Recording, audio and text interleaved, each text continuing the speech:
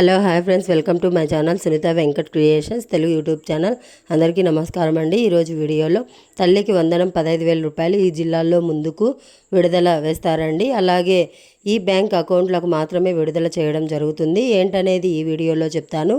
వీడియోను చివరిదాకా చూసి లైక్ చేసి ఛానల్ను సబ్స్క్రైబ్ చేసుకోండి. ఓకే, చూడండి. తల్లికి వందనం సంబంధించి ప్రభుత్వం ఏర్పాట్లు అయితే చేస్తుంది. దీనికి సంబంధించి 9,400 కోట్లు విడుదల చేయాలని అయితే లక్ష్యంగా పెట్టుకున్నాం. దీనికి సంబంధించి అధికారులకు, కలెక్టర్లకు, డిఈఓలకు అయితే సీఎం చంద్రబాబు నాయుడు గారు ఆదేశాలు ఇవ్వడం జరిగింది.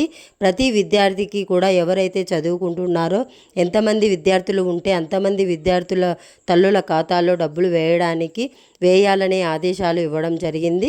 అందరికీ డబ్బులు వేయండి అని చెప్పడం జరిగింది.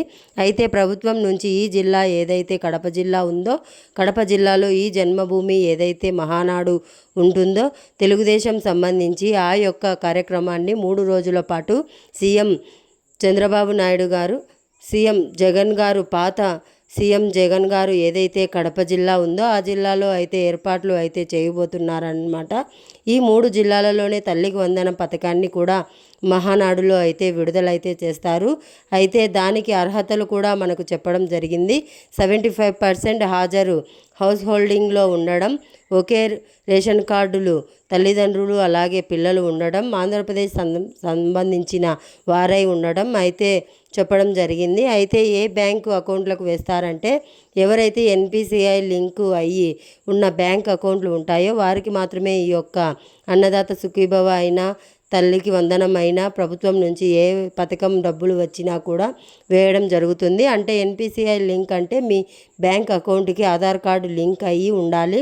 ఎన్పిసిఐ అనేది నేషనల్ పేమెంట్ కార్పొరేషన్ ద్వారా వేయడం జరుగుతుంది. ఎందుకంటే ఒక ప్రభుత్వం తీసుకున్న అప్పులకు లెక్క అన్నీ చూపించాలి కనుక, సో డబ్బులన్నీ కూడా లెక్కపరంగా ఉంటాయి కనుక నేషనల్ కార్పొరేషన్ ద్వారా డీబీటీ డైరెక్ట్ బెనిఫిషనరీ ట్రాన్స్ఫర్ అనే పథకం ద్వారా వేయడం అయితే జరుగుతుందన్నమాట. దీనికి మీరు ఖచ్చితంగా మీ ఆధార్ కార్డుకు బ్యాంక్ అకౌంట్ లింక్ అయి ఉండాలి.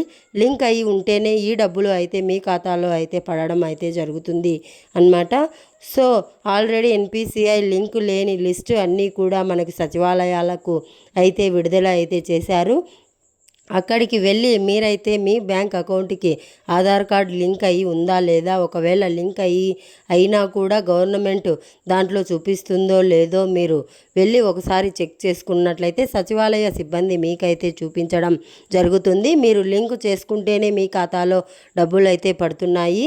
సో లిస్టు అలాగే కడప జిల్లాలో విడుదల చేయడం, ఎన్పిసిఐ లింక్ ఉన్నవారికి మాత్రమే డబ్బులు అయితే వేస్తారనమాట. ఇది వీడియో నచ్చితే లైక్ చేయండి, మీ ఫ్రెండ్స్ అండ్ ఫ్యామిలీ మెంబర్కు షేర్ చేయండి. అలాగే మన ఛానల్ను సబ్స్క్రైబ్ చేసుకోండి friends. Thanks for watching. Thank you. Have a nice day.